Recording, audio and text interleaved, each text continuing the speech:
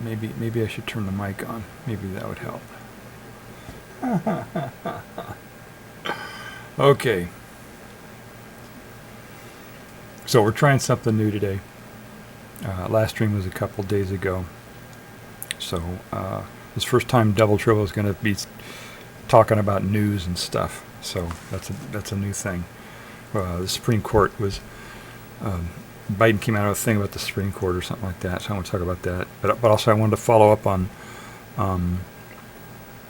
the last stream we did. We did Cerebral Organoids was part of it.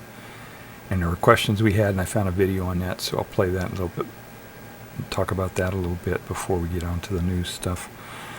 So I think I'm doing audio. Let me double check and make sure I have my audio going here, which is something I should have done to begin with here. Let me turn this up. Okay, it sounds like I got pretty good audio there. I don't know if the music went out on the intro or not. Okay, so but before I do any of that, I have a thank you for somebody. Chan the Magic Man did his birthday stream a few days back, and I won a deck of cards from him, and he sent them to me, and I wanted to thank him for that. He sent me this package with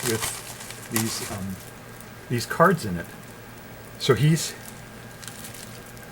thank you, Chan, for sending that to me. He wrote on here from Chan the Magic Man. You can see that. Yeah, I got that right. So thank you, Chan, for sending that to me. Yeah, birthdays are supposed to be the other way. I'm supposed to send you a gift. I didn't have your address, and I didn't know how to get it. I figured out how to get on Discord now, so now we can communicate a little bit better. But thank you, Chan, for sending me this type of card. So on my birthday, maybe I can send you something. Start a new tradition here and how birthdays work. Wouldn't that be something? All right, so I wanted to go on to follow up on this cerebral organoid stuff that we talked about last time, and so basically we want to talk about the ethics. You know, they're growing these nerve cells. They take human stem cells and make them differentiate into nerve cells and grow them in a petri dish. And they've gotten a lot of them. They've gotten 100,000 of them growing at the same time. And so there are ethical questions, because there are some animals that have fewer than 100,000 neurons that exhibit behavior that's fairly complex. And so I don't know if you can get consciousness with 100,000 or not. We don't know that. These are a bunch of questions we have. So these guys, are doing these things with this stuff, and we had questions about it. We had questions about whether or not the cells that they grow, because we read a Wikipedia article about it, and the Wikipedia article said that they cannot get them to develop synapses between the neurons. But the big news article was that this researcher got one of these organoids to play Pong somehow, kind of. And so there was a question: how can they do that? How, if they don't have synapses between the neurons, how can they get it to do anything? Right? Get it to play anything, or so that was a question we had in this video. I'm going to play answer some of those questions, and it's the video is a video by Neil deGrasse Tyson from his YouTube channel, Star Talk, and he if you don't know about Star Talk on YouTube by that Neil deGrasse Tyson posts his videos onto. Go to there and follow him because he's got some really cool stuff. He talks about a lot of cool stuff, tech science stuff, right? And he talks about it at an accessible level. You don't have to be a scientist or anything or PhD or all that to understand what he's talking about most of the time. So anyway, I found a month ago he had already done this thing. He's ahead of me. he already did a stream on these cerebral organoids things. What prompted me to do it last stream a couple days ago was that there was another streamer who had mentioned it on her stream, and I don't know if she called them cerebral organoids or brain organoids or something like that, and she asked chat if they were familiar with it, and I wasn't familiar with the term that she used. I wasn't familiar with this term either. I knew that they were developing, trying to get wetware, where you have, biological neurons working with technology and all that kind of stuff. But I wasn't aware of what she was talking about, and that's what prompted me to want to learn more about it. And I said, oh well, I might as well learn on stream. So that's how last stream came about. So we had some unanswered questions from last stream that I already mentioned, I think, with my mic on when I mentioned those. Yeah, so we had some unanswered questions, and this video answers some of those questions, which is kind of cool. So, all right, he introduces his guest here. Let me just play this a little bit so he can introduce his guest so we know who this guy is that he's talking about, and hopefully this will. Now there may be an echo. On this video. Hopefully it's not too distracting. I can't figure out how to get rid of the echo other than muting my mic. I don't want to mute my mic because I don't want to do what I just did at the beginning of the stream. Forgetting to turn my mic on. So turn my mic on. Hopefully so. You're comparing biology introduced to technology and technology introduced to biology. And that's what we're going to explore biology. Totally. That's what we're going to explore biology. All right, let's get our guest. All right, let's get our guest to tell us about it. Brett Kagan. Brett, welcome to Start Talk. Brett Kagan. Brett. Thank you so much. Thank you so much for having me. Thank you so much. Thank you so much for having me. Thank you so much. Thank you so much for having me. Thank you so much. Oh, I've got double here. I've got double here. I'm living up to my name here. Double triple. I'm living up to my name here. Double triple. I'm living up to my name here. Double triple. I'm living up to my name here. Double triple. I'm living up to my name. Even my. All right, let me. Sorry, I got to work out some audio stuff here. I was messing with this stuff for a couple hours this morning, trying to figure this out. Yeah, I was trying to figure this stuff out for a couple hours this morning. I thought I had it nailed enough to make it presentable, but apparently not. Sorry. All right, I got my mic working now. All right, I guess I'm going to have to enable them and disable my. I'm going to mute myself here and play this. I'm going to mute myself here and play this.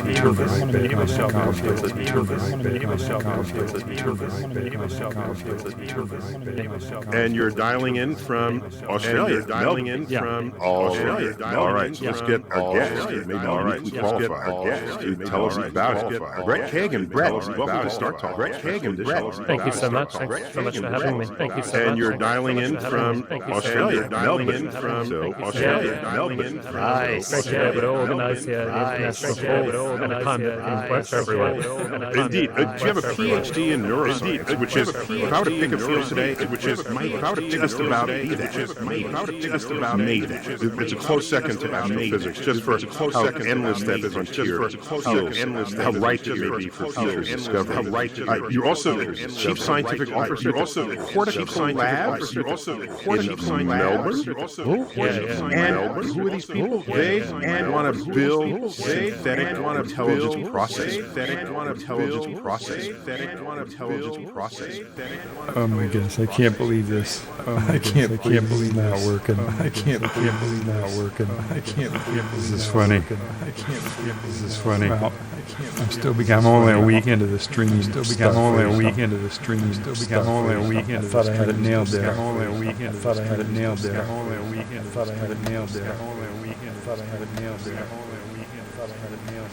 Oh my goodness. Oh my goodness. Well, we could play with that distract. That is really distracting. That is really distracting. That is really distracting. That is really distracting. That is really distracting. That is really distracting.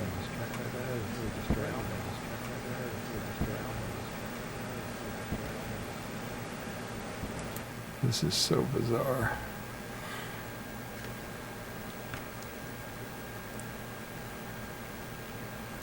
All right, let's see if this, if my mic is working at least.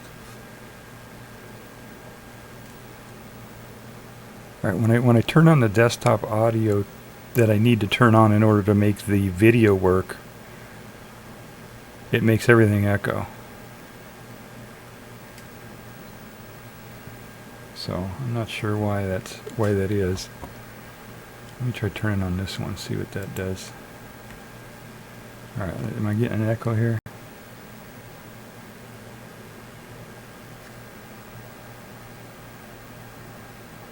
No, no echo.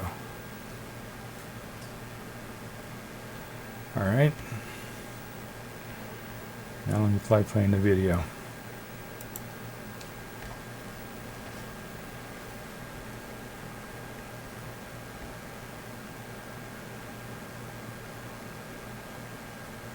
So does that mean you're growing neurons? Does that mean you're growing neurons? If that's what you're doing, you're gonna. If that's what you're doing, electronic circuitry. So what's up with that? Yeah, that's exactly what we're after. So when you get right down to it, I think it's interesting you bring up astrophysics.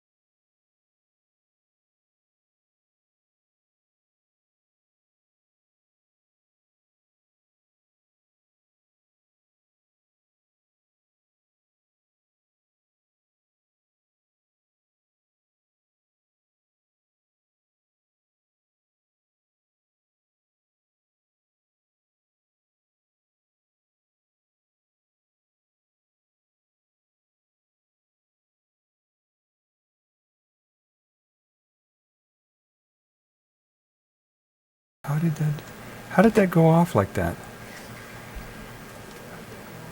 That is bizarre. I didn't turn that off. Okay, I don't know how much you got, how much we got out of that. That was bizarre. I was just sitting here talking, and I don't know when the mic went off. I'll start over. Sorry. So this guy is doing research. Excuse me if this is repetitive. I don't know how much you guys got out of that. The thing muted itself for some reason. This is totally bizarre. So this guy did this research with the organoids.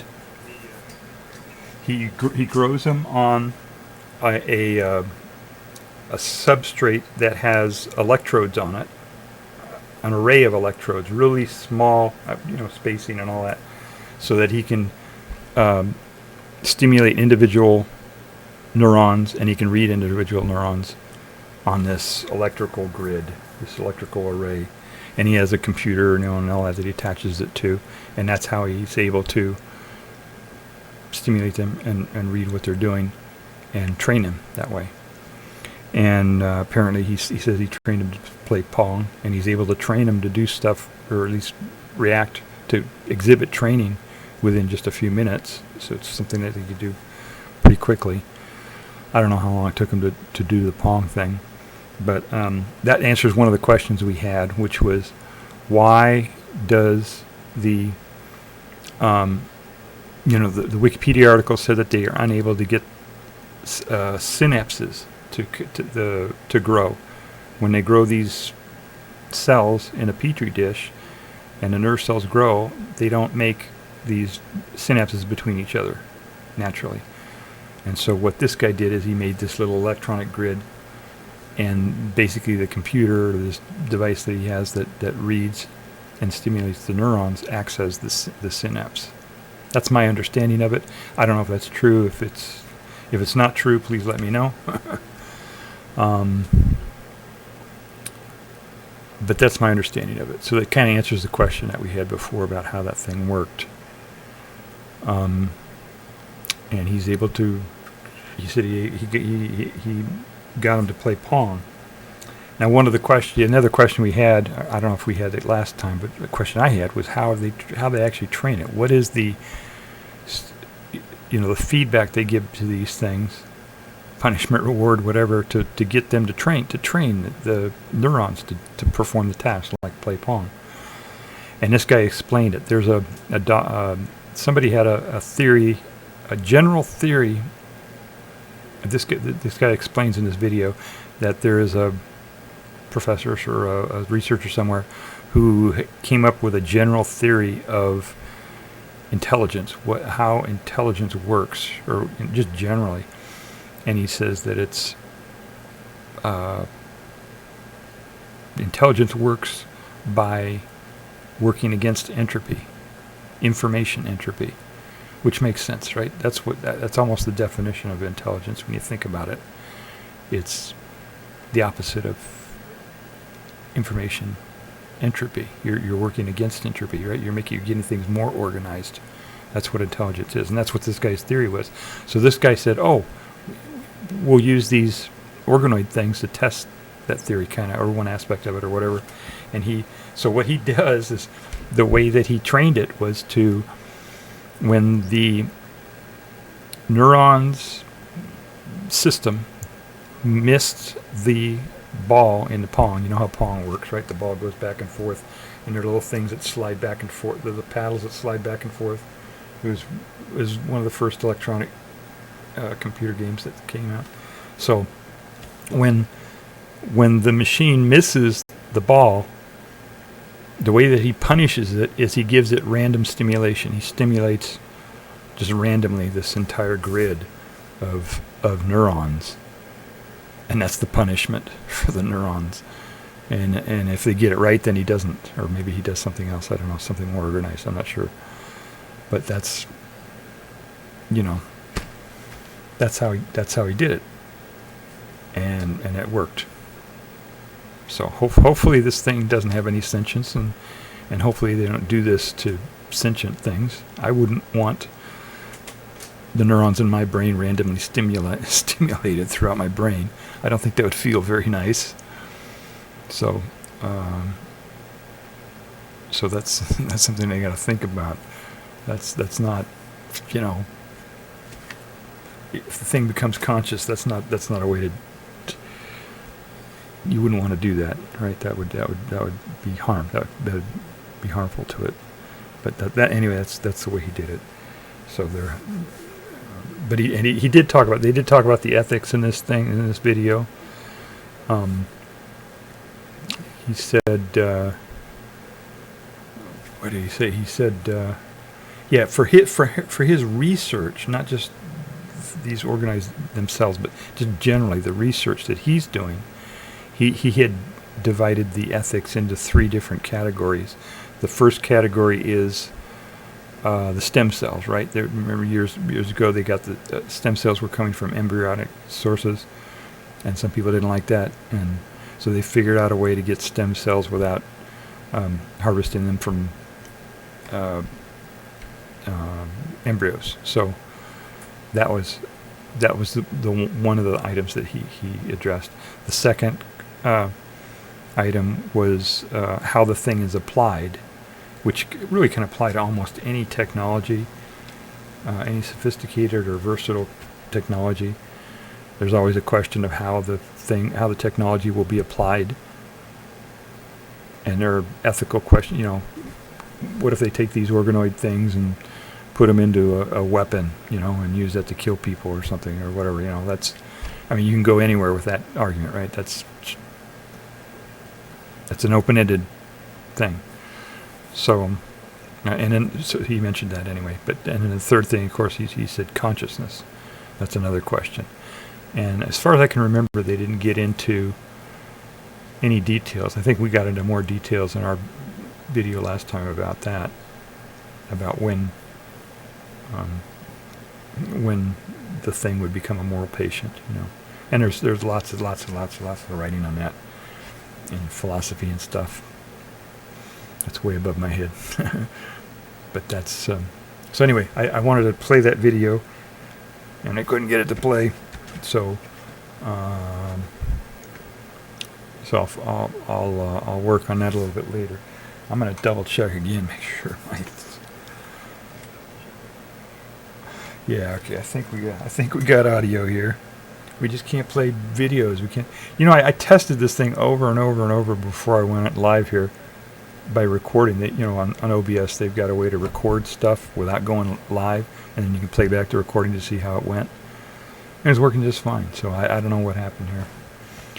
And yeah, and controls seem to change, you know, randomly without you telling it to do something. You go change something somewhere else, and come back, and your controls will all be changed. So it's pretty bizarre. Okay, so we're done with that. Let's see here. Let me see if I can go to. Let me shut these guys off and turn these guys on. Browser. Okay.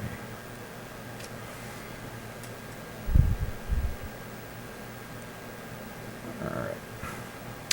Just a second here, folks, and we'll get this figured out. I'll go to my browser. Okay, Supreme Court of the United States. That's the next topic. So Joe Biden. Let me get these guys. There we go. Okay. So Joe Biden. I did a Google search here on Supreme Court because somewhere through osmosis I heard Joe Biden said something about the Supreme Court. So I know, okay, well, let's figure this out. Let's see what he's talking about. And so I did a Google search and found this article here from the Washington Post. It's an opinion piece. Joe Biden did an op-ed in the Washington Post about about his feelings and his policy, or what he wants to do about the Supreme Court. Now, I don't know if anybody's listening. He's almost a lame duck at this point, right? So I don't know how many people are going to listen to him. But I guess he is a lame duck, really. I mean, technically. The writer is President of the United States. This is what the Washington Post says about his op-ed. So this is what he says. He says, the nation was founded on a simple yet profound principle. No one is above the law, not the President of the United States, not a justice on the Supreme Court of the United States, no one. Yeah, that's true. That's kind of the deal. That's what comes with democracies. Or republics, which is a form of democracy, by the way, for those of you who don't know. There are a lot of people out there who don't know that. But the Supreme Court's 6-3 decision on July 1st to grant presidents broad immunity from prosecution for crimes they commit in office means there are virtually no limits on what a president can do. That's not exactly true. If you read the decision from the Supreme Court, it's not unlimited. It's not unlimited. But they were vague on what the limits were, which kind of sucks. I mean, it kind of sucks that they did that decision altogether. I mean, there should be no immunity, but I'll get to that later. Okay, the only limits will be those that are self-imposed by the person occupying the Oval Office, he says. If a future president incites a violent mob to storm the Capitol and stop the peaceful transfer of power, like January 6th, there may be no legal consequences, and that's only the beginning. He says there may be. That's kind of interesting. Was he letting Trump off the hook there? That's kind of weird.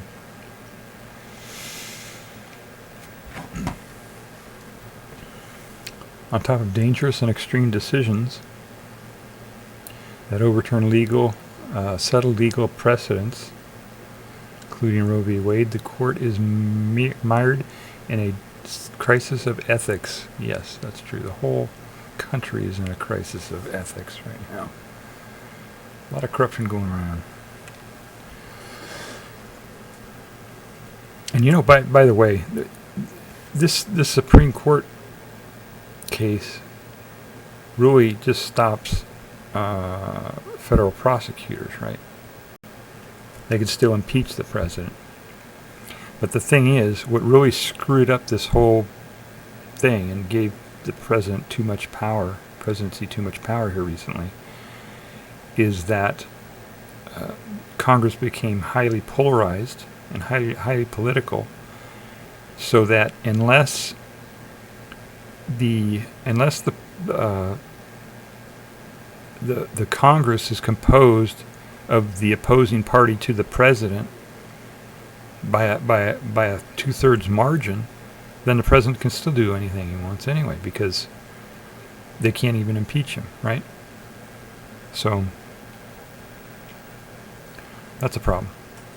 So we have now on top of it we have this thing. So while they're in office, they can do whatever they want without worrying about getting kicked out of office, as long as the Congress is composed of fewer than 1/3 of the opposition party to the president. I mean, more than 1/3 of the opposition party to the president, and they can't be prosecuted afterwards. So that really sets up a really ugly situation here. This is not good for the country and for democracy generally. So that kind of sucks. I wrote an opinion piece about this a long time ago. When Biden first took office, after they tried to impeach Trump 2 times. They tried to impeach him, and because the Congress had at least more than 1/3 of Congress was Republican, of Senate was Republican, they couldn't convict him because there were only a handful of Republicans that were willing to stand up and say, yeah, this guy's a crook, and the rest of them just didn't care. They just went, party before country, So, so that set the precedent. That set at least the mood right now, that unless a sitting president, unless there is 2/3 of the opposing party in the Senate, that president is free to do what he wants without getting impeached. That's what it said. And now he's free to do what he wants without fear of prosecution after office too. So that's not good. And that's why everybody was upset about this decision. And that's why I wrote that op-ed 4 years ago, or almost 4 years ago, about Biden really can do whatever he wants right now, right? I mean, he's really free. He doesn't have to worry about re-election. He can worry about what might happen to Democrats generally, but really he's free to do whatever he wants right now. I mean, he could assassinate. He could assassinate all the Republicans in the Senate right now if he wanted to. No problem. This sucks. This is not the way democracy is supposed to work. So, scandals involving several justices have caused the public to question the court's fairness. Yeah, for the last quarter century at least, which are essentially the faithfully carried out its mission of equal justice under the law. For example, undisclosed gifts to justices from individuals with interests in cases before the court, as well as conflicts of interest connected with January 6th insurrectionists, raise legitimate questions about the court's impartiality. Yeah, that's always been that way. I don't know, for those of you who were alive for the 2000 election, that's when this recent decline in court credibility began. When Gore and Bush were running against each other, and it all came down to Florida. What the outcome in Florida was. Whoever won Florida would get the presidency, and there were a few. Florida just totally messed up the election. There was a few counties in Florida where the count was close, and they had screwed it up, and they had to do hand counts. It was a total mess, and the Supreme Court just grabbed this case, man, right away. I mean, they were just chomping at the bit to get a hold of this case. To pick the president. They're not supposed to do that. The Supreme Court isn't supposed to pick the president, but they did. They did in the 2000 election. Early 2001 was when the decision came out, I think. So, it was really messed up. They did things. When you look at the details of how that went down, they said, they were recounting the votes. They had the outcome of the election had gone. Florida was going to say it was Bush. There was a the Secretary of State of Florida was Republican, so she was saying, yeah, Bush won, right? They were just doing it, and they wanted to do a recount, and the Supreme Court said, stop the recount, don't count anymore, right? That was the first thing they did. Is they sent out an order that said stop counting the ballots, and then they went through this process and rigmarole and all this stuff, and then they just the time was running out because you have the election in November, early November, and then January 20th you got to swear in a president, right? And there's got to be a transition, and there's only a few weeks there where you got to nail down what the results of the election were. And so what the Supreme Court did is they said stop the recount, because possibly the recount could have came out for Gore instead of Bush, right? They told him to stop the recount, and then they were doing a bunch of legal stuff, and then they came out with their decision and they said, yeah, Bush is going to be president. And the reason one of the reasons why they said that Bush would be president, because there wasn't enough time to do the recount. They stopped the recount, which they could have done easily before January 20th, in December they could have done the recount. But the Supreme Court stopped it. And then as their justification for saying that the Bush would get the presidency is that now there's not enough time to do a recount.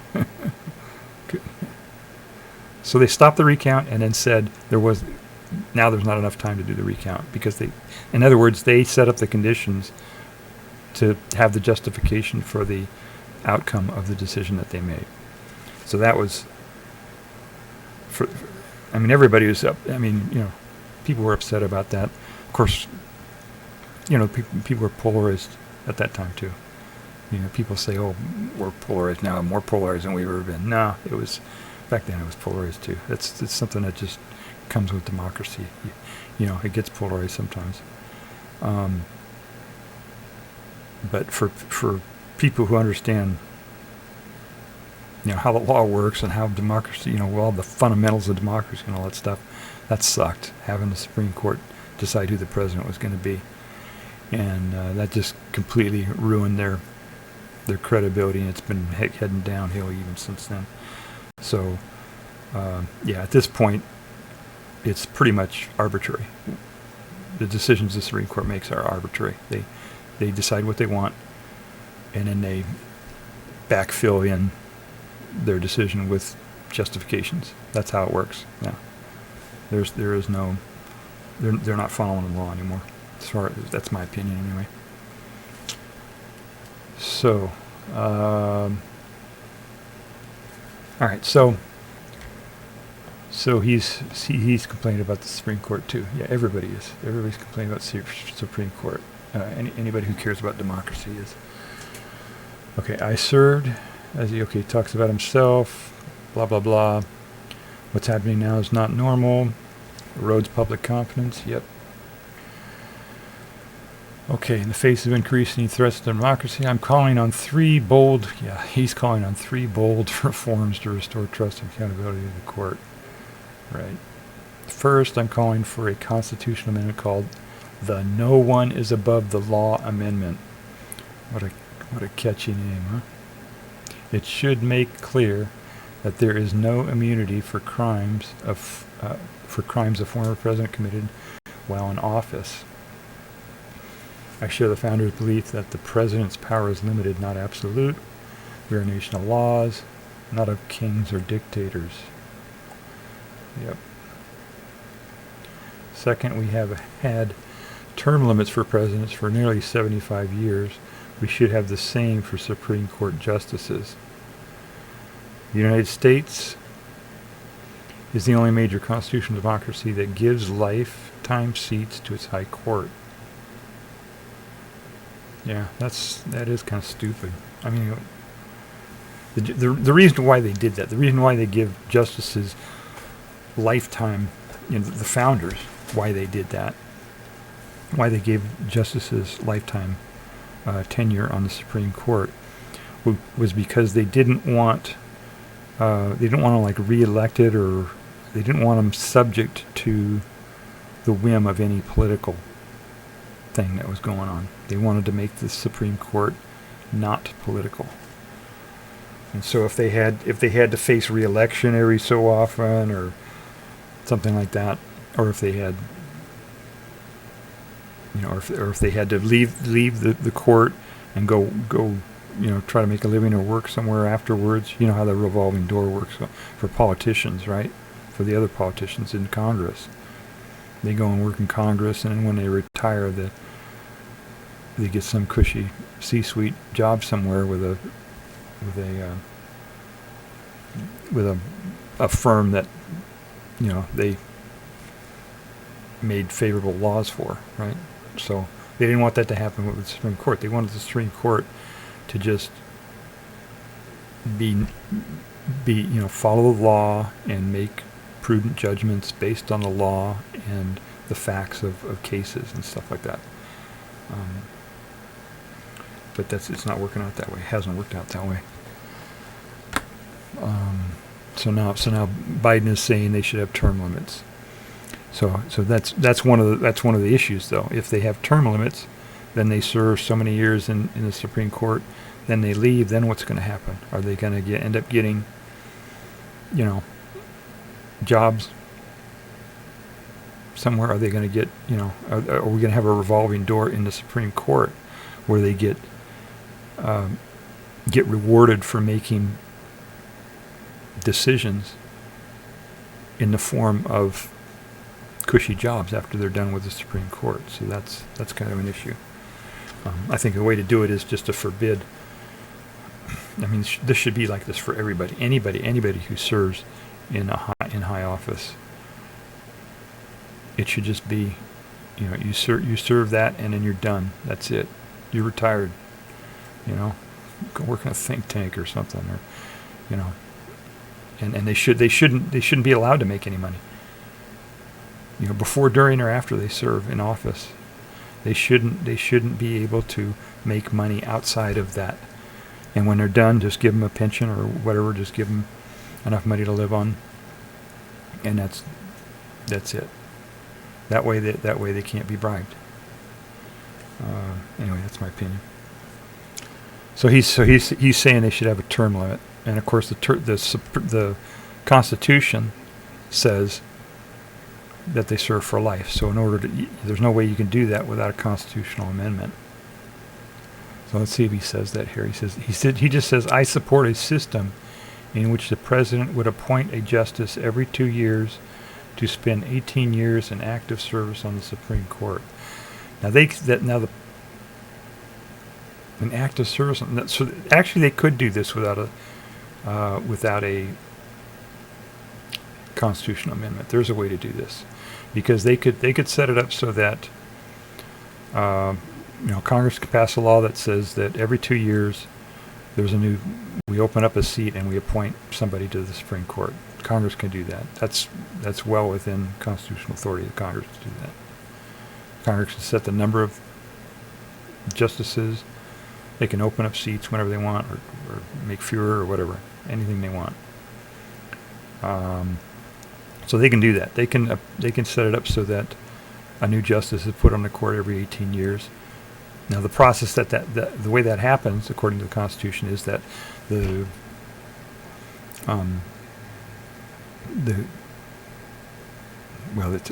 kind of worded kind of funny in the Constitution, but the president basically consults with the Senate, says, what do you think? Who should I pick? Blah, blah, blah. That's how it's supposed to happen. And then the president nominates somebody. And then the Senate then confirms them with a vote. So that's how that happens. And then, but they could do this every year, like a new Congress. First thing, you could say first thing the new Congress does is whoever the president is, they go through that process and they put somebody in the Supreme Court. That could be a normal thing. And then, and Congress could write a regulation, because that's another thing that the Constitution says, is that the Congress can regulate the Supreme Court. Let me bring up a copy of the Constitution here, since we're getting into the civics part of this.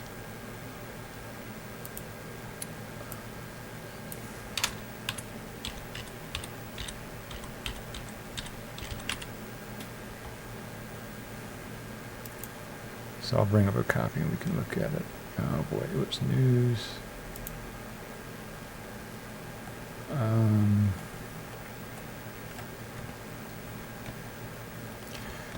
Okay, U.S. Constitution.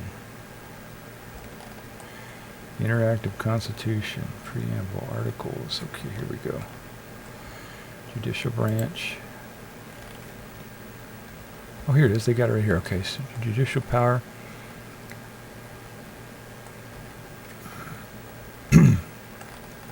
All right. We can find exactly where it says. Look, this is what the Constitution. This is the text right out of the Constitution.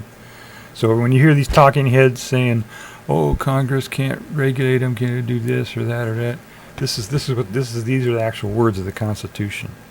So don't believe what the talking heads say. If you're listening to talking heads talking about this stuff, you're polluting your mind. Okay, this is what the Constitution says. It says right here.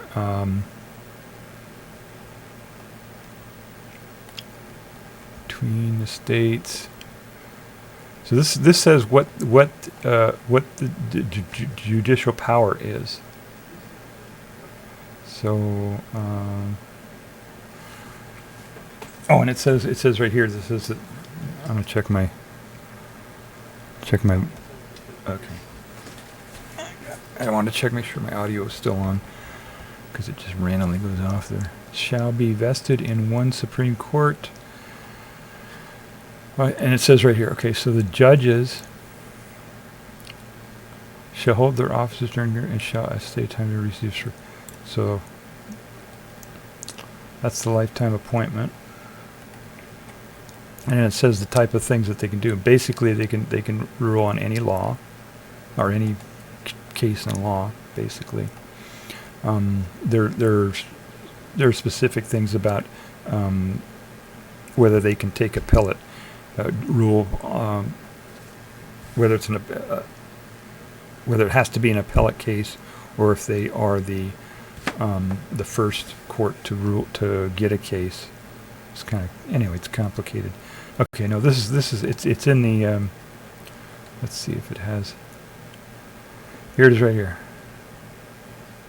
Oh no, wait, that's section treason. Okay. Oh no, that's about treason. Oh, you know what? It's another section. It's actually in the powers section of Congress, I bet. I thought it was in section 3 here. All right, let's go to section 1, article 1 rather.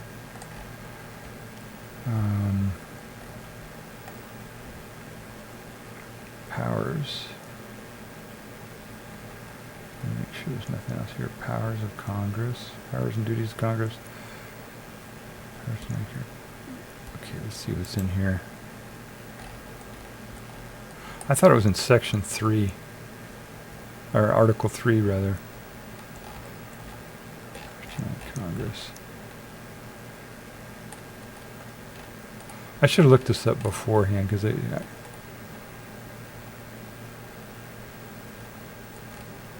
I thought for sure it was in section 3. Or article 3. To make all laws necessary, proper executed.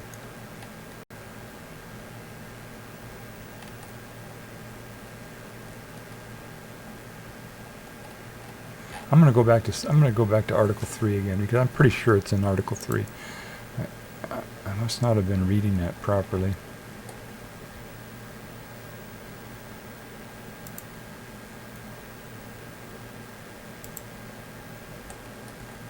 Okay, judicial power shall be vested in a Supreme Court, inferior courts, judicial courts shall hold their offices during good and refuse or assert compensation, blah, blah, blah. Okay, the judicial power shall extend to all cases in equity and law, right, everything basically.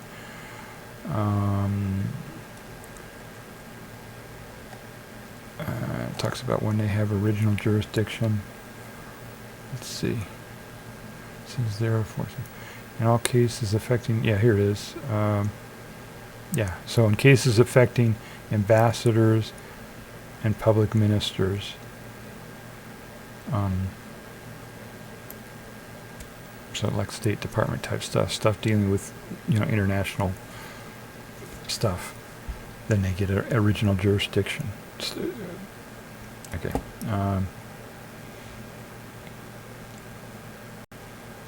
Okay, cases of impeachment shall be by jury.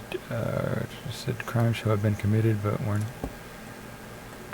the trial of all crimes except in cases of impeachment shall be by jury. Now, why did they put that in there under the Supreme Court thing? Okay.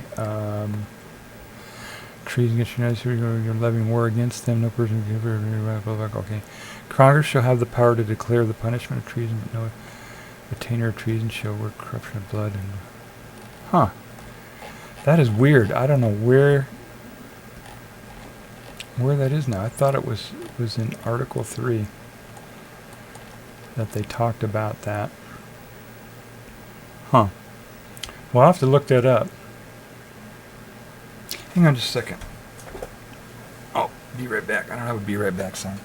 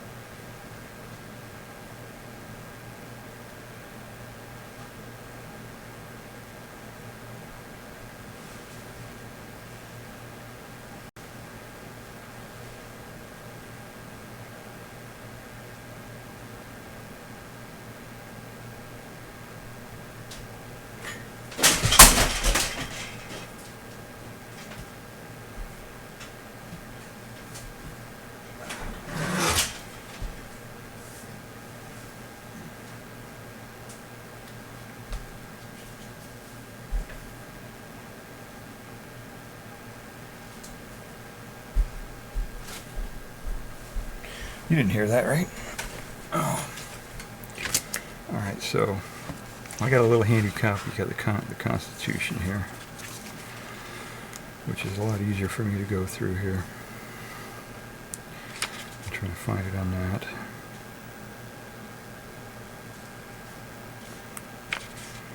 Article 4.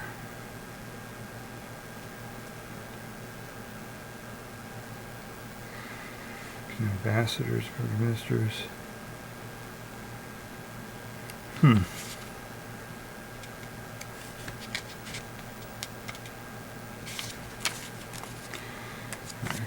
I can find it faster in this printed version than I can on there.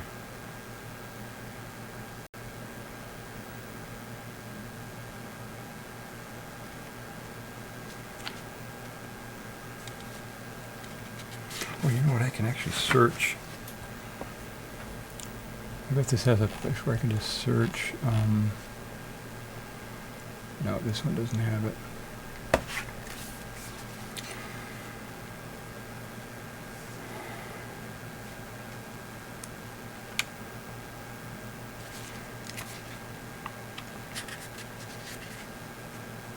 Yeah, there's somewhere in the Constitution it says that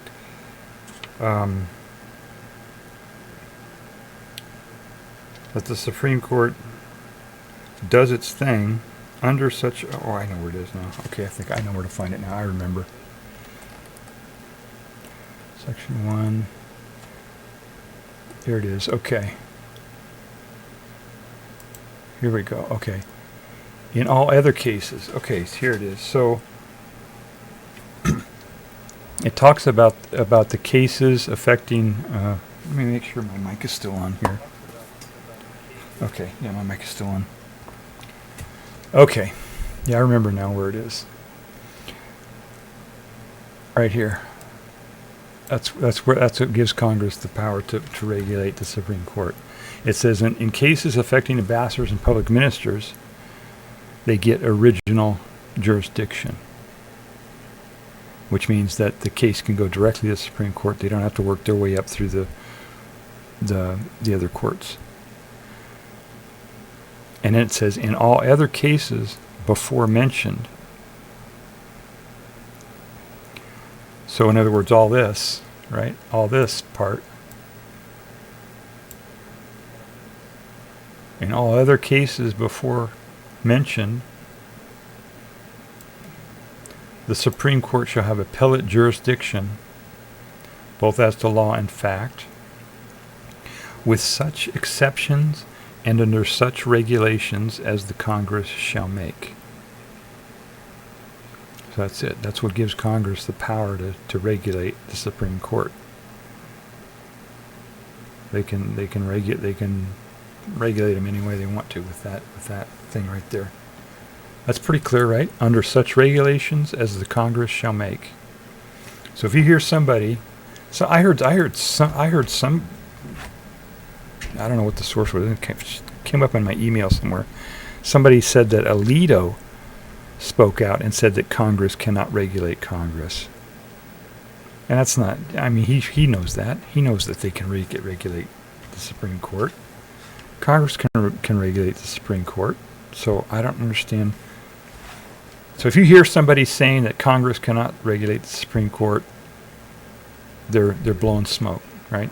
It says right here in the Constitution, under such regulations as Congress shall make. It says right there. There. Went to this actual document. So there's no question about it, right? Although the Supreme Court now is pretty much ignoring the Constitution. They're just pulling it out of their ass at this point. All right, back to this article by Biden. Sorry for that little digression there. Term limits would help ensure that the court's membership changes with some regularity, right? Yeah, I mean, that seems like a good idea, right? To put them on there. There would be no deal like they did where they screwed Obama out of his appointments, you know. It would just be every 2 years a new Supreme Court justice gets on there. So that's pretty good. That's not a good idea. And they could do that without a constitutional amendment right now, today. So what you can do right now is you can call up your congressman and say, Congressman, I will make you a promise. If you pass this law that to reform the Supreme Court, I promise I will vote for you. How's that? To hell with the politicians making promises to us. We'll make the promises to the politicians. If you do what we want, we'll keep you in office. We'll vote you up. That's our promise. So come election day, if this isn't done, if they haven't done this, vote against the incumbent. All right. In fact, make a list right now. Make a list of all the stuff that you want from Congress. You know, you want abortion, or you want to ban abortion. You want a wall built. You want to, ban, legalize drugs, ban drugs, whatever. Make your list of stuff that you want. Call up your congressman and say, "Here's my list. Do this, please." And then come election day, go through your list. And if they haven't done half the things that you wanted, then throw them out of office. Don't vote for them. Vote for the other guy. And if you can't hold your nose and vote for the opposite one, write in somebody or vote for a third party or something. That's the only way we're going to make this work, I think. Is make them do what we want them to do. And if they don't, throw them out of office. Pretty simple. Court's current voluntary ethics code is weak. Okay, so they're talking about an ethics code, right? There was this whole thing about making an ethics code for the Supreme Court. And the Supreme Court made up their own ethics code, and they made it voluntary. So that's nothing, right? That isn't a code at all. The court's current voluntary ethics code, he says right here, is weak and self-enforced. Justices should be required to disclose gifts, refrain from public political activity, and recuse themselves from cases in which they or their spouses have financial or other conflicts of interest. Okay, it shouldn't be that they should be required to disclose gifts. It should be justices get what they get, their salary, and that's it. Nothing else. No gifts, no nothing from nobody. And if they get anything else, then they go to prison. Right? That's what it should be. That's a bribe. If they get something other than their salary from somebody else, that's a bribe. Somebody's bribing them. Right? That's what it should be. It shouldn't be they have to disclose their bribes. That's what Congress has right now. I think Congress has a thing where they're supposed to disclose their bribes. And they don't do it half the time. If they do it, they muddy it somewhere. They bury it somewhere where nobody ever sees it. Just make it so they can't have no other income. It should be all of them, right? All the politicians, all the congressmen, the president, everybody. You get your salary, and no other income from any other source. I think that's how it should be. I think that's the way. Then there would be no bribes. Or legally, there couldn't be any bribes. Right now, the bribes are kind of halfway legal. Every other federal judge is bound by an enforceable code of conduct, he says. Okay. All three of these reforms are supported by a majority of Americans. Well, you need more than a majority, guy. Well, the code of conduct you don't, but the constitutional amendment. That that's what I was going to say. This term limit thing for you could do that. You can do that without a constitutional amendment. You can say that every 2 years the Congress puts a new justice on the Supreme Court, and you could also put a regulation in there that says after 18 years, Supreme Court justices serve the circuit, or something, and that's it. They could do that. Congress could make that law. There's no reason why Congress can't make that, because that constitutional thing says under such regulations. The regulation could be anybody who has been on the court for more than 18 years only serves in the circuit. They don't participate in the Supreme Court decisions. They could make that law right now. They don't need a constitutional amendment to do that. And guess who, when they make this law finally, guess who gets to judge whether it's constitutional? Right, the Supreme Court. Right? No, they don't get to do that. That's what they call a constitutional crisis, where like if the Congress makes a law that regulates the Supreme Court, and then the Supreme Court pulls something out of their ass and says, "Oh no, Supreme Court justices can't be regulated by Congress," even though it plainly says so in the Constitution. Like that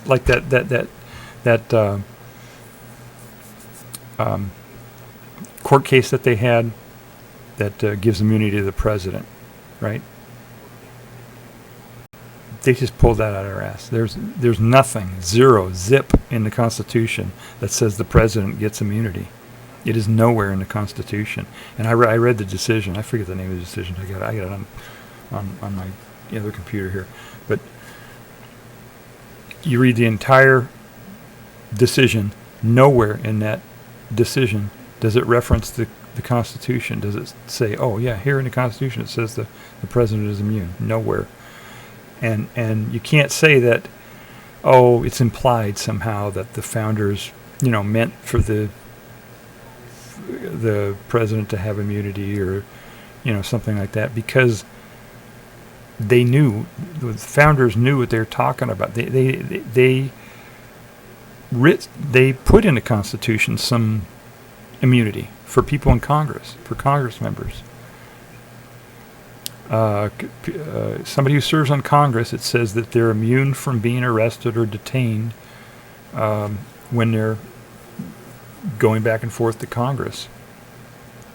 So they have immunity, people in Congress, and they're immune from liability and prosecution or whatever for things they say on the floor of Congress. That was put into the Constitution, that there's certain limited immunity for members of Congress. So if the founders knew about immunity, they made a decision to give immunity to certain public officials and not others. That means they did not intend for the president to have immunity. Otherwise, they would have put it in there, because they put in immunity for the other ones. So the whole that decision is really, at this point, it just doesn't make sense to even follow what the Supreme Court is doing at this point. Which means there's no law, right? If at this point people are to the point now where they're going to stop. They're going to ignore what the Supreme Court is saying, and that's happened before. We've had presidents that have, the Supreme Court have made a ruling, and the president said, yeah, F you. I'm not gonna follow your ruling, Supreme Court. And the president did what he wanted to. And that's the point we're going to get to here. Biden could do that right now. You know, he can right now just say, hey, I'm ignoring all this stuff about the Supreme Court is doing, and you just do what you want. And, you know, local police departments could do that.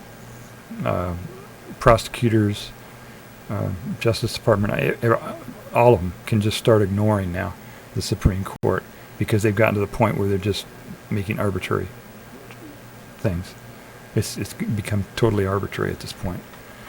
And that's bad. That's bad for democracy when there is no clarity on what the law is.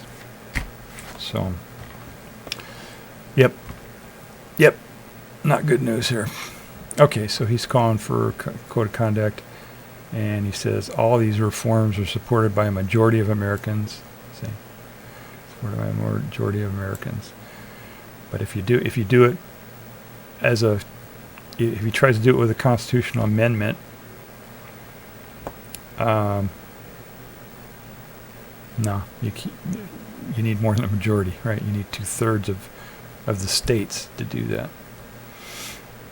And 3/4 of the states, 2/3 of Congress, of both houses of Congress, plus 3/4 of the states to pass a constitutional amendment. So a majority ain't going to do it. So I don't know why he said that. As well as, all right, conservative and liberal constitutional scholars, and I want to thank the bipartisan. Okay. So he's calling on some stuff here, which is not going to happen, right? In America, no one is above the law. In America, the people rule. Yeah, that's how it's supposed to be. So Joe Biden proposes these things. I think I mentioned before that I was involved with the Uniting Amendment, which would do this and a whole bunch of stuff. Do a lot more than this. Because there are a lot of changes that need to be done. Constitution we haven't had a new amendment to the Constitution in over 50 years. 72, I think, was the date of the last one. 71, 72. Do we have it here? The 26th Amendment, yeah. Yeah, the 26th Amendment was ratified on July 1st, 1971. That gave the vote to 18-year-olds. Before that, it was 21.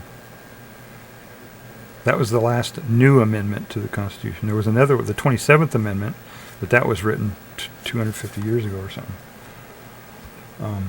So the last new amendment we had to the Constitution was written in 1971. More than 50 years ago, 53 years ago. So the Constitution is stagnant right now, and that's causing problems, as we see. Okay, so that was the Supreme Court, and my opinions for what they're worth. So now let's look at some other news. Let's see what else is going on here. This is the AP. You know what their take is. Interesting. I went through the AP and Reuters this morning, and none of them had anything about that Biden op-ed, which is kind of interesting. Maybe they covered it yesterday. I don't know when you wrote that. Okay, so Mexican border. Yeah, that's all. They would talk about that. Curb fentanyl from Mexico. Let's see. Harris, don't care about politics stuff. Don't care about that. Look at that. This is their news. Oh, I got the politics clicked here. No wonder it's all politics. Okay, let me go to news here. There we go. Top general news. Hamas leader killed. Okay. So they're killing the leaders of each other. Wouldn't that be something if all the leaders of all these countries that want to have war with each other all started killing the leaders of each other's countries. That'd be something, wouldn't it? The war in Gaza might complicate.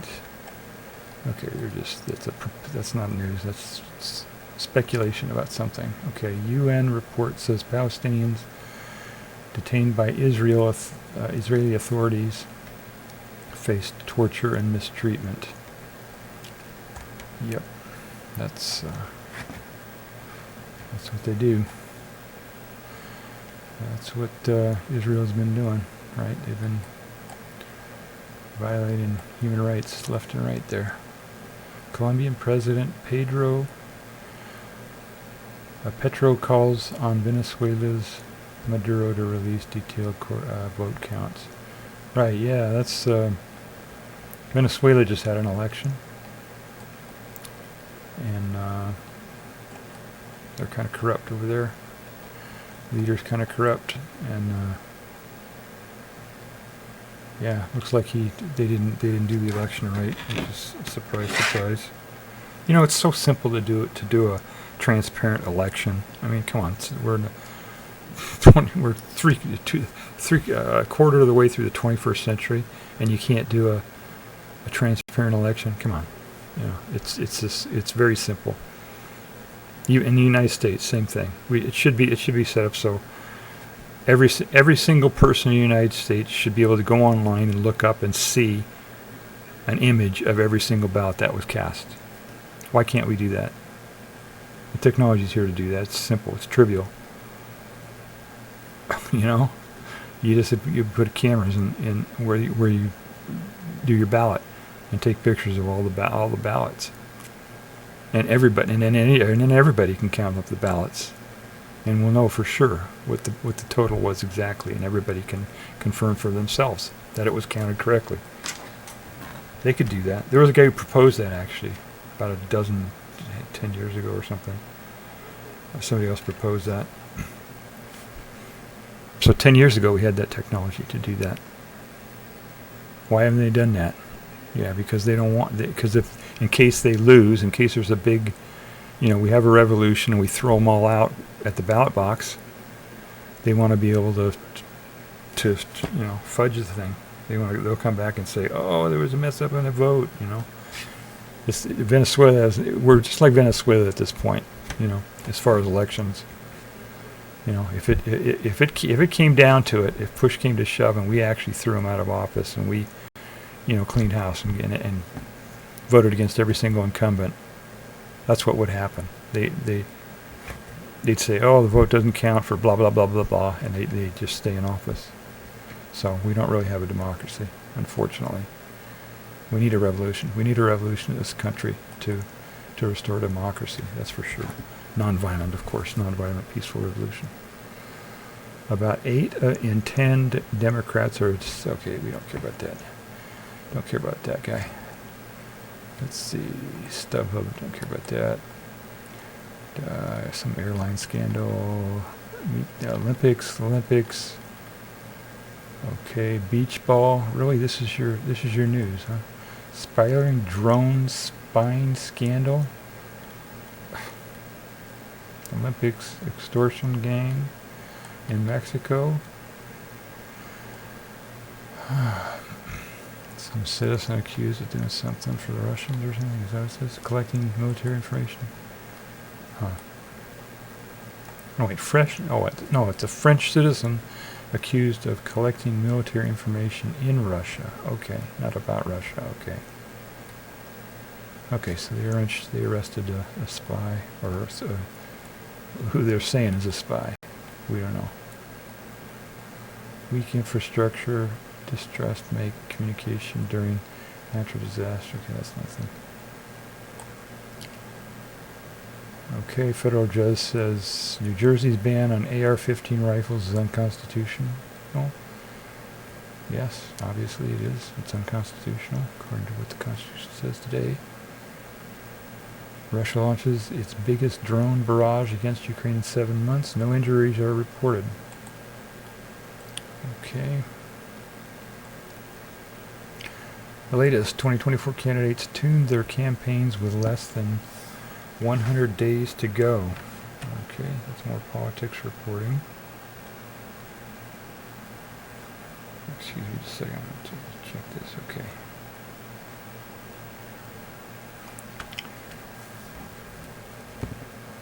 Two new campaigns. Okay, Hamas top political leader killed. We already said that. Oh, he was killed in Iran. Oh, that complicates things, doesn't it? Interesting. In a strike that risks triggering all-out regional war. Yeah, it sure does. Wow. Is blaming Israel for shock assassination. Okay, so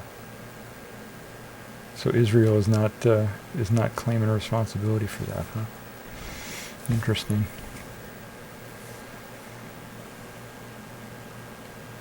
Yeah, Israel and Iran already had a thing. All right, Israel killed some Iranian official in Syria, I think it was. Right, and then Iran went and fired a couple hundred drones at Israel in response, and then they all got shot down by the U.S. any missile defense system. That was an interesting thing that when that happened. I mean, the way it was handled, the diplomatic give and take and how that all worked out. Right, because the Israelis killed the guy, which is basically an act of war, right? You kill a high official of a country, that's an act of war. That's basically saying you want to start a war with the country, and so Iran, the U.S. was involved in it, in the diplomacy and all that, what was going on, and it seemed like what they worked out was that Iran would do this attack. It was kind of almost a kabuki theater type of thing. They did this attack where they sent a whole bunch of drones to Israel and the U.S., and they gave plenty of warning. I mean, they said, okay, basically said, yeah, on this time, this date, we're sending all these drones, made it very easy to shoot them all down. And then the U.S. shot down almost all of them, pretty much all of them. And so it worked out that, I mean, Iran got to spend a ton of money on military stuff, so they placated their defense industry. So that took care of that, and the defense industry, our anti-missile missiles, right? We expended a whole bunch of money too. So we placated our defense industry, right? So both those, Iran and the U.S. and Israel to some extent, spent a bunch of money on military stuff, which makes the military industry happy. Which in the military industry they have huge amounts of power, right? Global power. So that took care of that. And then it made Iran kind of halfway save face because it showed their capability to be able to send that many drones and that many missiles all at one time at a country. So it made them look powerful, or at least demonstrated their capability. It showed that they retaliated for the assassination, and then the drones were shot down, so there was no actual, people weren't killed. So that whole thing, the way that worked out was actually pretty skillful diplomacy, the way they worked that out and the way they figured that all out. And they prevented it from escalating into a, full-on regional war. So that was actually, I complain a lot about what politicians and governments do and stuff like that, but that was actually a good thing that they did. I mean, they diffused the situation and prevented it from turning into a big issue.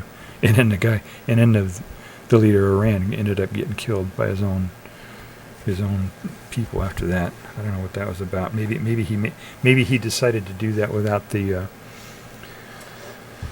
who is it, the Ayatollah, who the head guy, who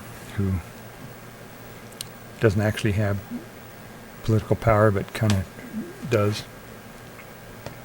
The religious leader, right, who runs things kind of above the president.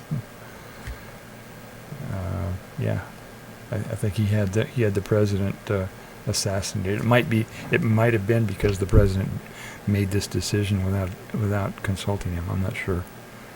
I should probably read more about that. Although it would be difficult to find out what was going on in there, right? They're kind of opaque.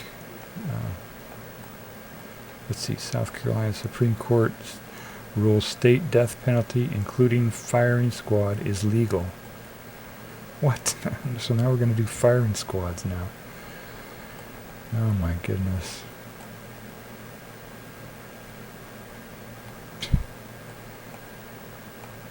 German city renamed Swiftkirchen. Okay, I don't know what that is. That's just a filler. Oh yeah, the Federal Reserve. What time is it? Did they make their decision? They do that later on. When do they do that? 2 o'clock?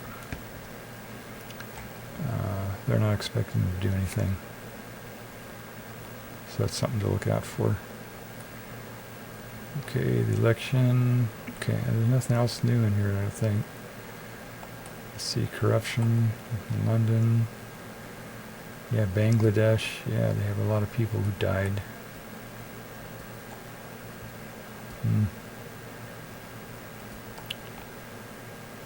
Yeah.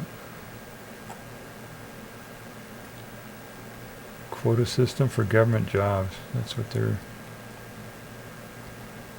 Yeah, India's got some issues there. Let's see, Boeing, Missouri woman admits kidnapping. Okay, it's...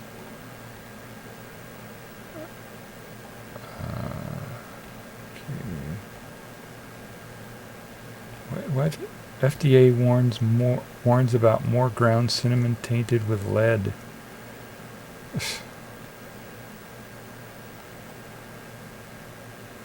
Okay, stock market. Okay, in India, India had a landslide that killed a bunch of people. Russia couple pleads guilty to spying charges and are released from Slovenian prison on time served. Huh. Severe storms. Okay, weather report. Yeah, don't need a weather report. Let's see. Federal protections of transgender students are launching where courts haven't blocked them. Okay. I don't know what that's... Oh, I get it. Okay, I get it. This is state by state. That's something that's happened state by state because Congress hasn't acted on that. Yeah, that's one you could put on your list, right? Put it on your list. If they don't do it, don't vote for them. Doesn't matter what their party is. Biden prods Congress to act. Okay, fentanyl. So now they're repeating themselves. No more suggestions. Let's see. Who suspends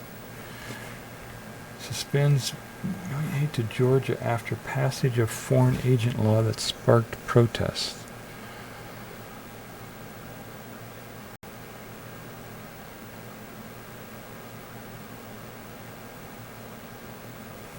This is kind of interesting.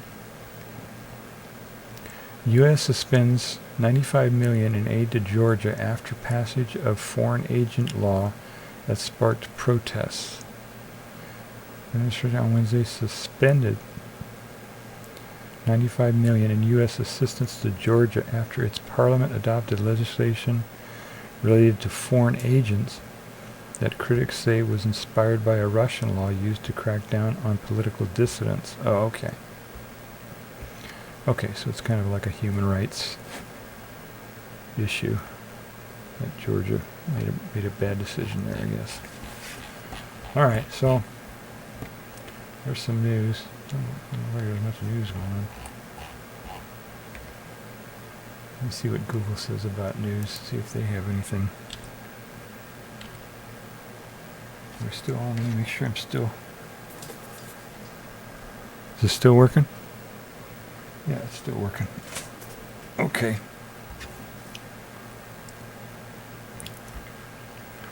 What's new?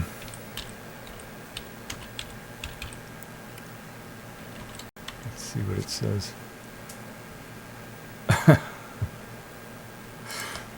Let's see, news. So, yeah, Venezuela, a bunch of stuff going on in Venezuela. People protesting.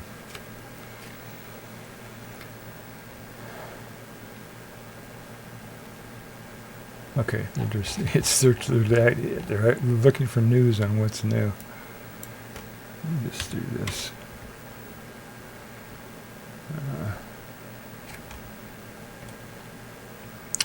Okay, they're all talking about the Hamas leader. Israeli strikes in Beirut and Tehran could intensify regional war. What? Oh my God! They're basically at war. It's a regional. It's a low-scale regional war right now at this point. Israeli strikes. All right, let's see. Oh, this is a paywall thing. Continue with free trial. No, that's okay. I don't know if I can actually stream it for free. So that's kind of interesting. Yep, that's going to be a regional war then if they keep going there. Let's see, a few thoughts about the Cubs. Okay, this is sports. Okay, politics. Olympics. Okay, I don't know. They don't have a lot of news here.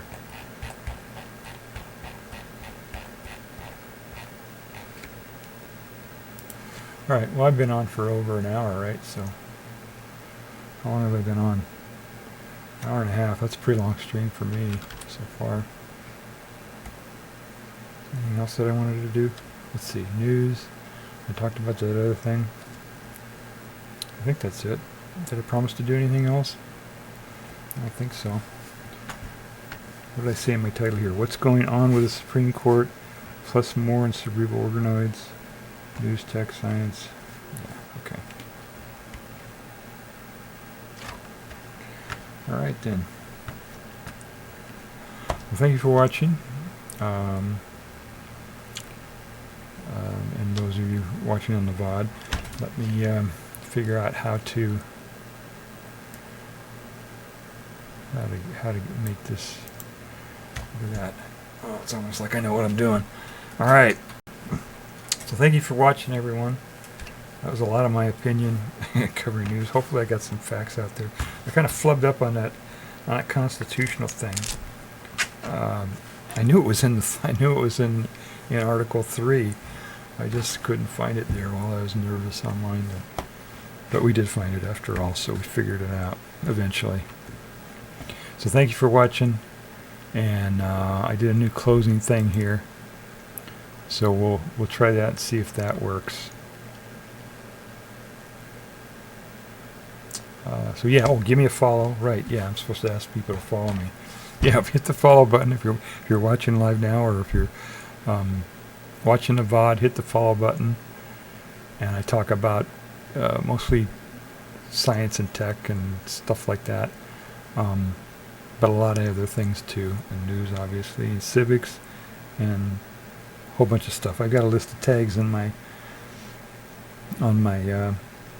page there of the different stuff that I talk about. Film, we did a movie night Saturday night. I might make that a regular thing every Saturday. I got to figure out how to do films that are not in the public domain. There are only a limited number of films in the public domain right now, so I got to figure out how to do other films too. Animals, yeah. I live here on a kind of a donkey farm in rural New England, and we've got tons of animals all over the place, and so that's something that I'm going to cover too. Animals. I want to try to do some IRLs. Not sure how I can do that at this point because we don't have cell service in half the state, so it's kind of hard to do.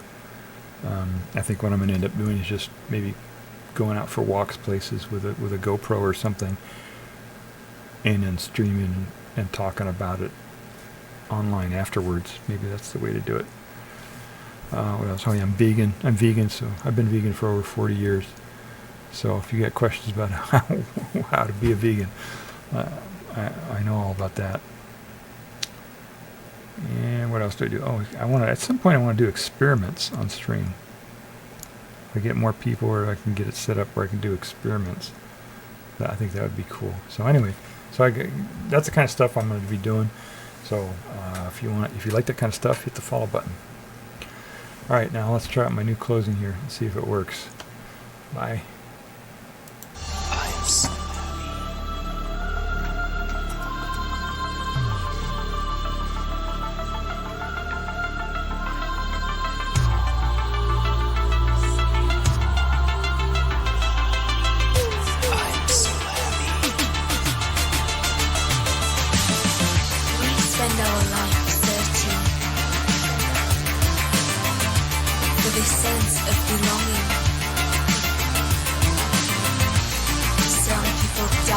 Before they fulfill their desires, such a waste of existence.